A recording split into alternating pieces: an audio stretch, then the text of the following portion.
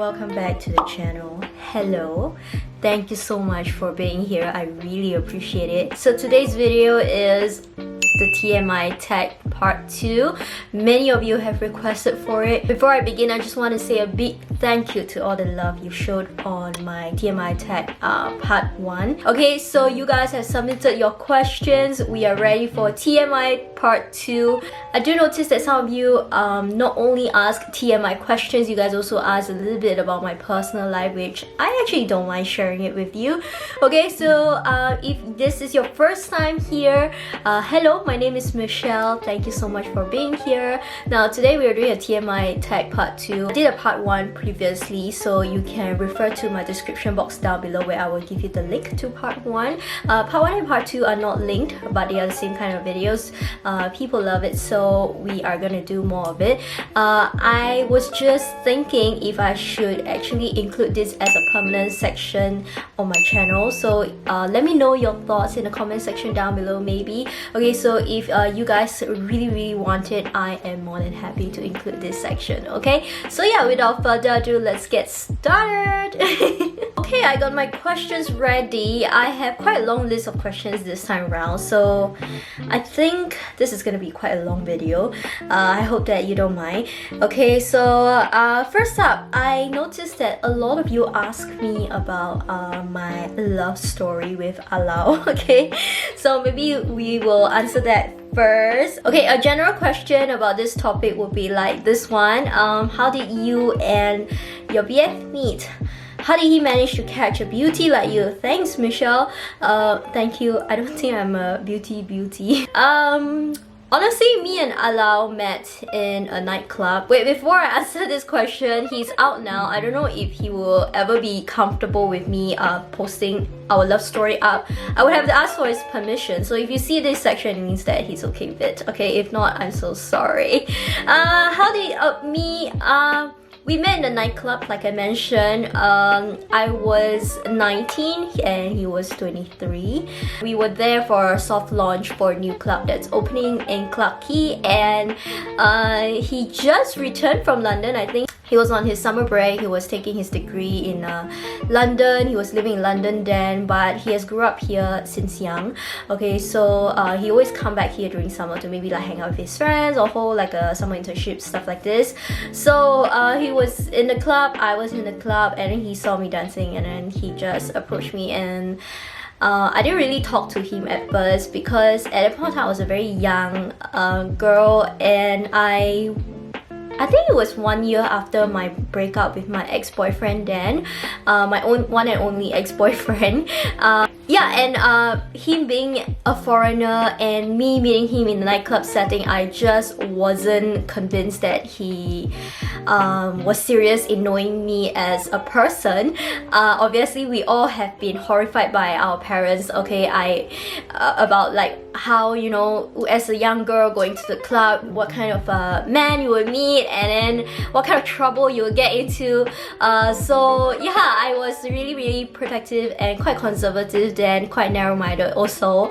I just blatantly told him no, and then after that I feel so bad. I just told him like, sorry, I'm not interested. So at that point in time, he was doing a summer internship with the management company that manages a few clubs in Clarke Quay. And yeah, so I do frequent these nightclubs quite frequently. So yeah, we do meet every weekend, and every weekend he keeps trying to, you know, ask for my contact, and I just refuse to give it to him. And then there was on the 5th night, which is like 5 weeks later. So every week we will meet once, right? So on the 5th week, he managed to kind of like convince me to go for dinner, which I was like late for, I think, 40 minutes. He had finished 2 beers by then.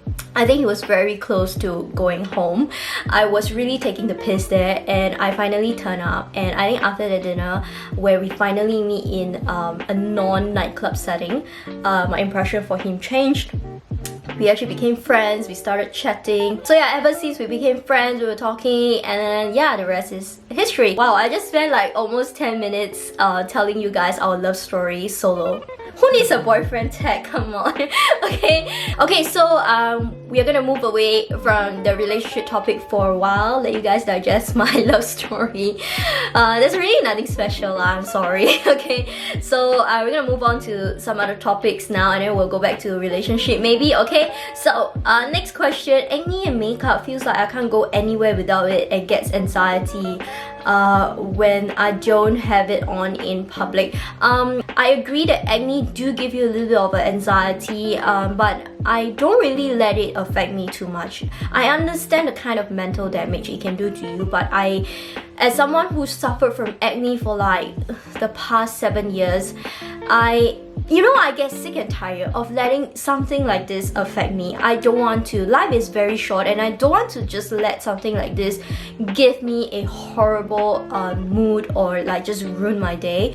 This is also why, like, since I was very young, I teach myself how to do like better makeup and learn how to cover up my blemishes well. I'm not like I'm suggesting that if you have acne, you have to cover up with makeup and you totally neglect on taking care of your skin. No, I do not advocate that. What I mean is, yes, you do take care of your skin, but on the road to recovery, it's not like okay, I change my skincare routine, straight away I recover. The recovery is very long, and until the day you have blemish-free skin again, I don't think you want to spend the few years or few months living your life like this. I have acne, I hate myself. Like, nah, you don't want to, Be gentle with yourself. Honestly, if you are very stressed out about it, it actually does not do your skin any good. So that is why, like I said, I learned to do makeup nicely. I learned how to doll myself up so that I can just temporarily, throughout the majority of the day, draw my attention away from acne. Honestly, once I have my makeup on, I feel like, hey,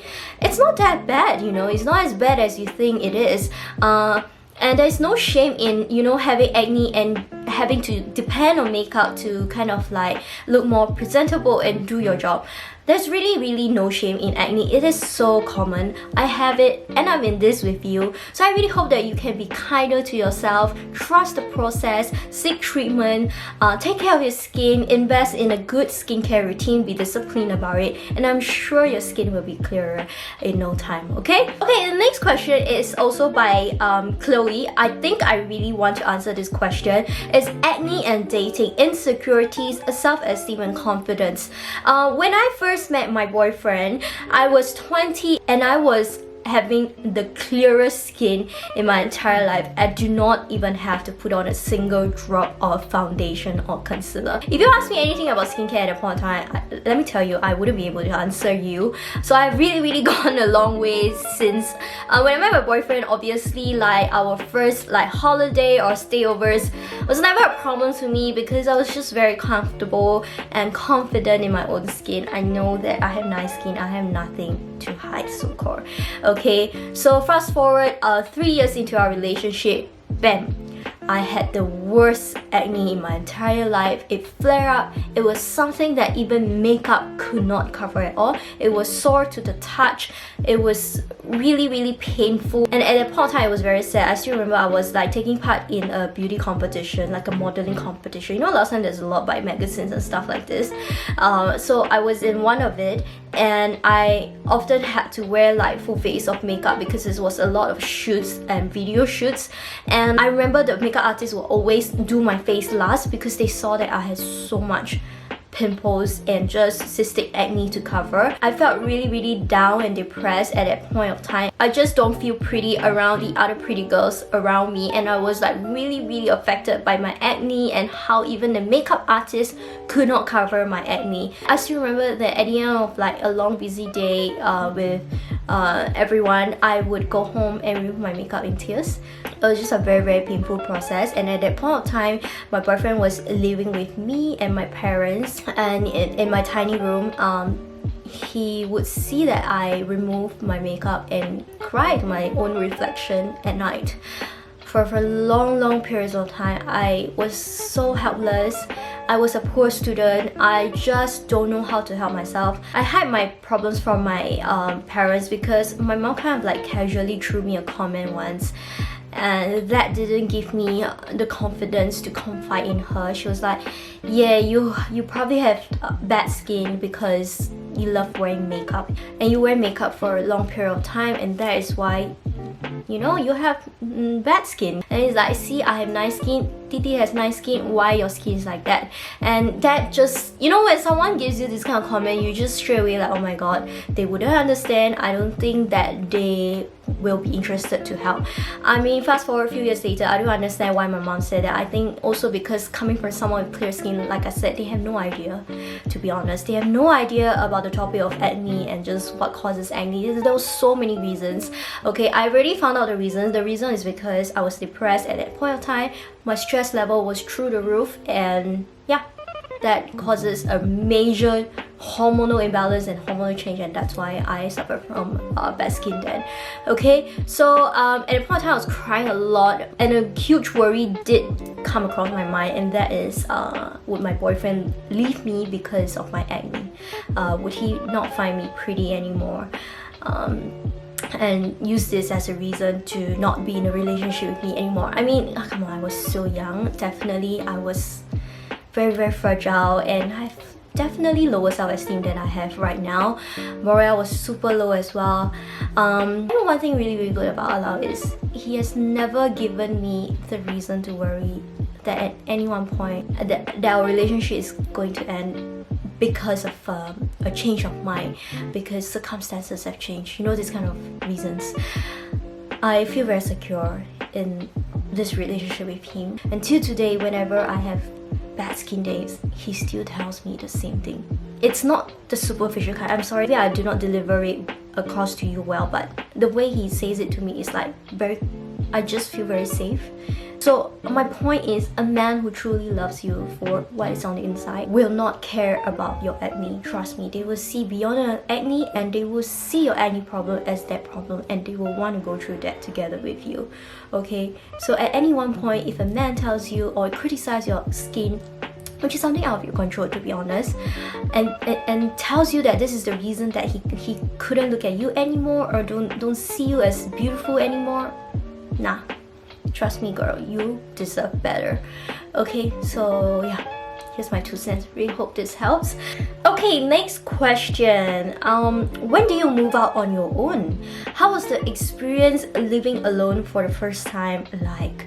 I moved out on my own in 2017, which is quite recent only. Throughout my entire relationship, the first 5 years, we were never living together.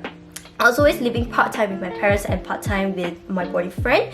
Only at the 5th year, then I decided to move in full-time with him.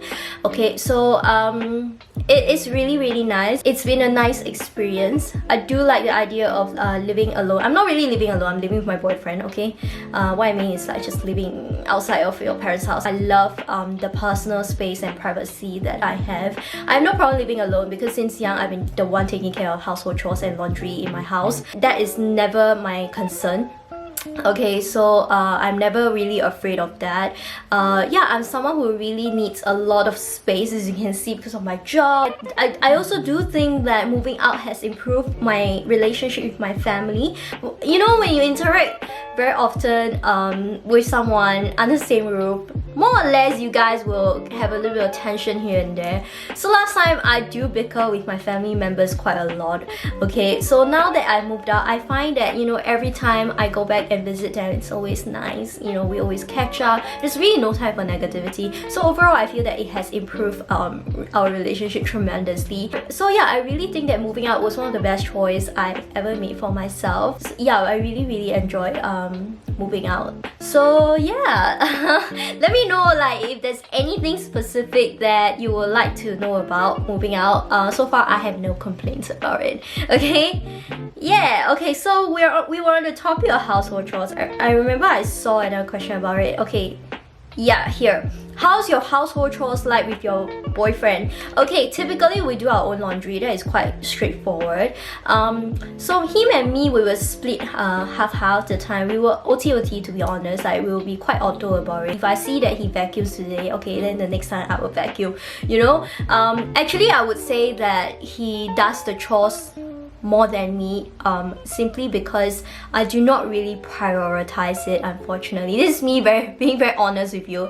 I can live in mess, but I cannot live dirtily. So yeah, it's very half-half. We take care of our own mess.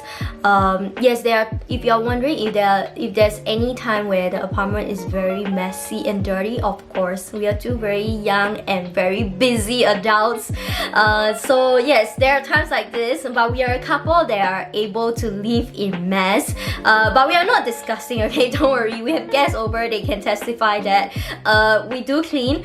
I don't think our house is super duper clean, like how I would like it to be, but I would say that it's decent. I give it maybe a 7 out of 10. Okay, if we were more free, I can keep it like really like a 9 out of 10 kind of level.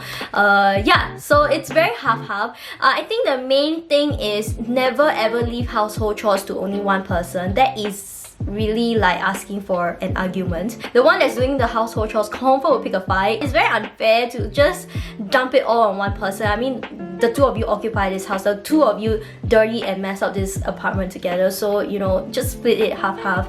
Be responsible for your own mess at the very least. Don't be a disgusting person to live with. You get what I mean? Like, even like with your family, just don't, you know. Everybody's occupying this space at the same time. Try your best to make it clean and nice to live in, okay? Okay, next we have a question about this couple's dilemma. Okay, it's quite a long question, so let's take a look. Okay, how should I tell my mom about my stable relationship with my boyfriend? I'm 23, he's 25. We have been dating for half a year since short, yes, but have plans to apply BTO already next year. But my mom is so uptight and pushy in her opinions with good intentions. I'm a uni grad starting work in September. He's working with a stable job. Okay, I truly understand your mom's intention because you've only been dating for 6 months. Technically, you're still in a honeymoon period. And in a honeymoon period, everything is, yes, baby, we can do this. Yes, baby, we will go to the end. Yes, baby, I love you so much. Yes, yes, yes, baby. You know, this is honeymoon period. Everything is smooth sailing and it seems like anything is possible. But trust me, relationship just becomes very different at the first year mark, at the second year mark, at the third year mark, fourth year mark, fifth year mark, and so on. Okay, so that is why your mom is getting a little bit worried, because what if you have committed to this financially and then in the end it doesn't work out? You do not just get hurt financially, you also get hurt mentally, because I do have girlfriends who have committed to BTO together with their boyfriends, and at the last minute the relationship didn't work out. So yeah, you know, that is probably what your mom is very worried about. So yeah, I think your mom's main intention is, I don't think she has anything against your boyfriend. It's great that your boyfriend has a stable job, he's serious about you, and he wants a future with you. That's why he wants to apply a BTO with you. But you know, you have to really convince your mom that you guys are really serious in each other and that this relationship is a serious one, because 6 months is really young for a relationship. But I truly understand when you're like, you know, close to mid-20s, you do not have the luxury to wait for 5 years before deciding, okay, this person is the one, because I understand that some women wants to give birth like ideally at 27 years old. So I do understand that. That is why I really recommend like minimally 3 years to decide.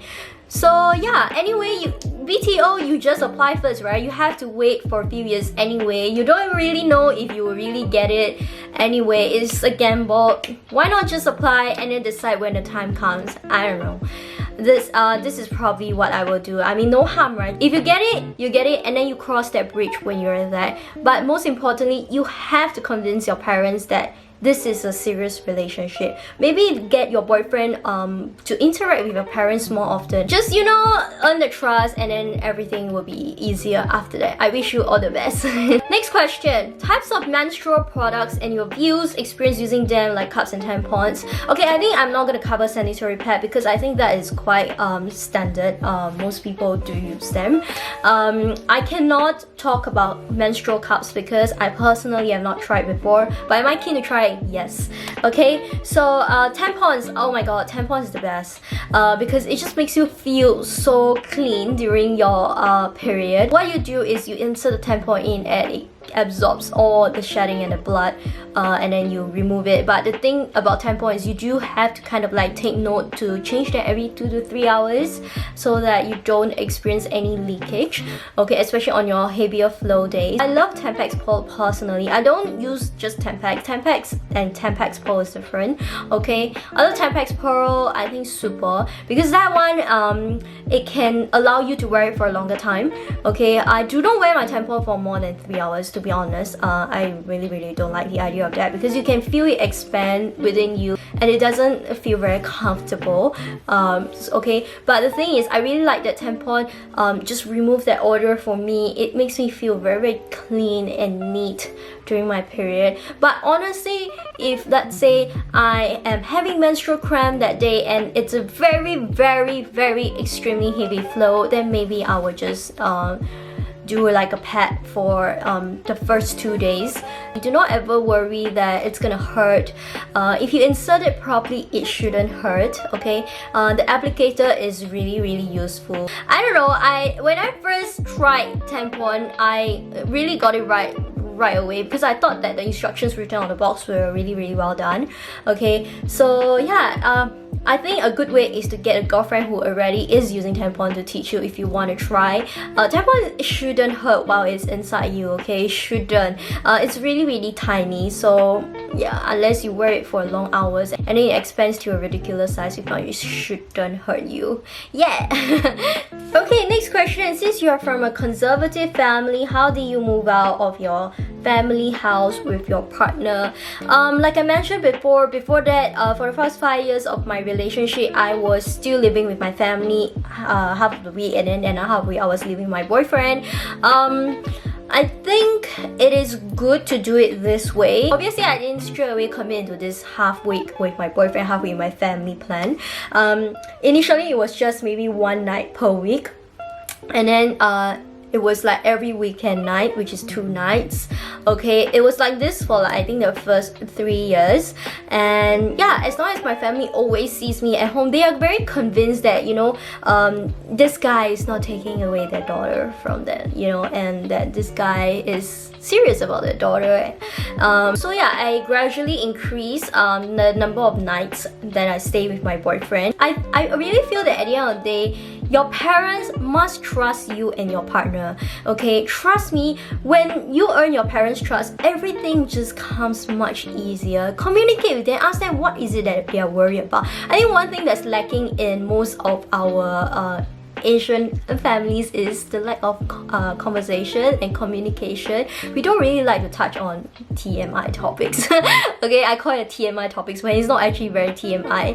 I think I was quite like outspoken and I was quite open with them about it. I'm very sure that if you sit down and talk to your parents and really reason out and tell them and prove to them that you can live alone, like financially prove to them that you're stable and you can handle this adult life, they'll be happy for you, you know. At the end of the day, your parents want the best for you. If you can convince them that this is the best option for you, I am very sure that they will support you. Okay, I think this video is getting really long. I'm so sorry. Okay, I'm gonna answer one last question. If you guys want more or you want this to be a permanent segment in my channel, let me know, okay? Let me know in the comments down below.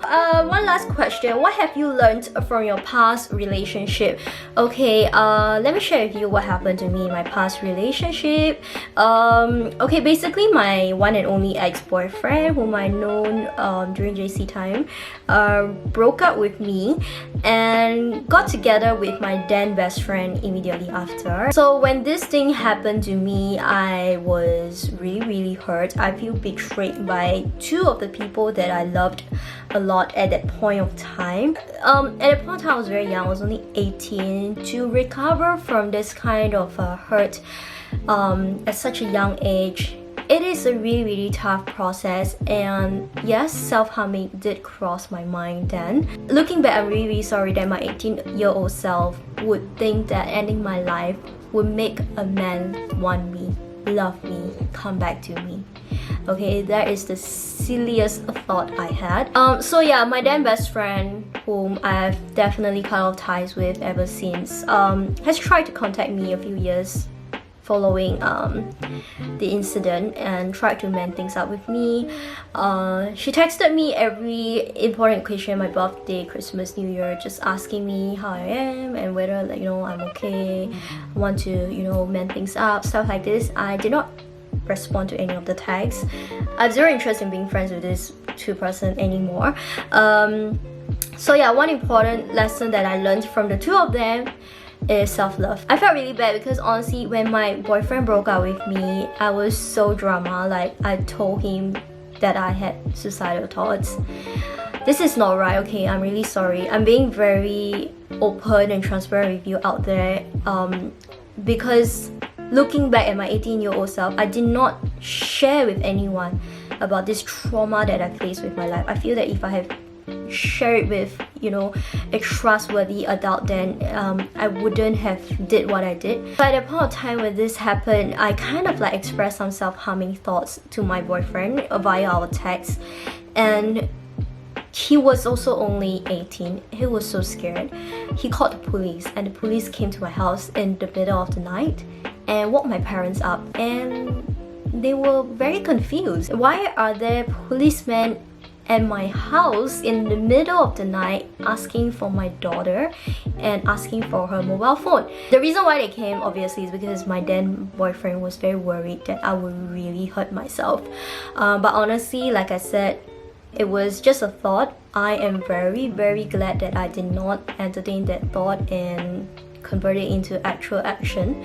Although the thought was really there for a long time, because I was really very depressed after that. I didn't know what depression was. I think after that I had kind of like a taste of it. Yeah, the days were very dark following. I had to recover from this hurt. Every day I woke up with this really heavy and painful heartache.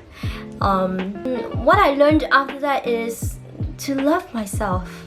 You know, self-love it's easy to talk about it, but it's not easy to practice it. You know, how many of us really love ourselves enough to walk away from things that are not good from us, to not beg someone's attention when they do not deserve us? I just feel very sorry for myself looking back. I can't believe that I had these kind of thoughts. Imagine I would have ended my life then. I think my parents would be so heartbroken. They would be like, oh my god, I didn't raise a daughter for 18 years only to have her destroy her own life because of a guy who would want to be with her best friend instead. You know, in addition, my parents had to kind of like sell whatever personal assets they have so that they could get married and give birth to me because I was a shotgun product. They went through a lot. My mom nearly didn't want to give birth to me, not because she hated me, but because they couldn't afford having a child, you know? So they went through so much. I remember my dad had to work till like fucking 2 a.m. every night just so that he can support the entire family. Really, if I have ended my life, then I don't think I deserve any forgiveness. Okay? So yeah, I don't think I had a really healthy relationship with myself when I was young. I think it's very normal for young girls to have quite an unhealthy relationship with themselves because of media, because of social media now. You are very young, you're very vulnerable, and your self-esteem and self-morale can be quite low, and you're very easily influenced by what you see. You get jealous easily, you hate yourself easily, it's just very unhealthy, and it makes you do very unhealthy stuff to yourself. I really wish that I had been more open with what happened to me then. I should have spoken to like a school counselor, like a friend, like a teacher. I don't know. I shouldn't have kept it all inside myself. I shouldn't be ashamed of a breakup. I think at that point in time I was very ashamed of my breakup as well. That's why I kept everything to myself. I was so afraid that people would know that I had broken up, stuff like this. The truth is, it's okay to break up, you know? It's okay. It's better than ending up in a marriage with a wrong person, okay? Right now I can tell you that. I mean, at the end of the day, when a relationship has problems, you guys shouldn't just end it. You guys should work through it, and It just takes one party to just not want to work through it to end the relationship. And if that party doesn't want to work things out with you, then you already know. Their mind is really not into this relationship. Their mind is somewhere else already. Why would you want to waste your time and effort and youth on someone like this? You get what I mean? I mean, there's a lot more I can say about this topic about self-love and just what I've learned throughout the years. Yeah, I just want to sayang my 18-year-old self and tell myself that, you know, if I could say these words to my 18-year-old self, I would tell her that it is not the end of the world. A breakup that happens when you're still young is fine. You have a long road ahead of you. Even if it happens now, I'm in my late 20s now, even if a breakup happens now to you, my fellow peers who are around the same age as me, it's okay. You know, it's okay. The most important thing is to love yourself enough and to stop committing into relationships that doesn't do you any good. I'm serious. Put your mental health first, put yourself first, put your health first. Okay? So yeah, just love yourself enough, and yeah, I wish you guys all the best. You know, yeah, I am just gonna end it right here. I'm sorry, I think this video is super duper long. If you stayed till the end of this video, thank you so much. Really hope that you enjoyed this video. Thank you so much for your questions. Yeah, okay, so yeah, one last thing. Just remember that whatever problem you face in life, it is not the end, okay? As long as you're alive, there is hope. That is one thing that I've learned. So yes, we have come to the end of this video. Thank you so much for everyone who submitted your questions. I'm sorry I cannot answer all of them. If you have any more burning questions, maybe I'll open up another question box on my IG, or you can just leave in the comments down below, okay? And I will be happy to answer them if this segment becomes a permanent segment in my channel. I really hope that you enjoyed this video. Let me know if you did. So yeah, thank you so much for sitting through this entire video. Like I said, I wish you all the best. Take good care of yourself, put yourself first, okay? I hope to see you in my next video next Sunday. Bye! Take care.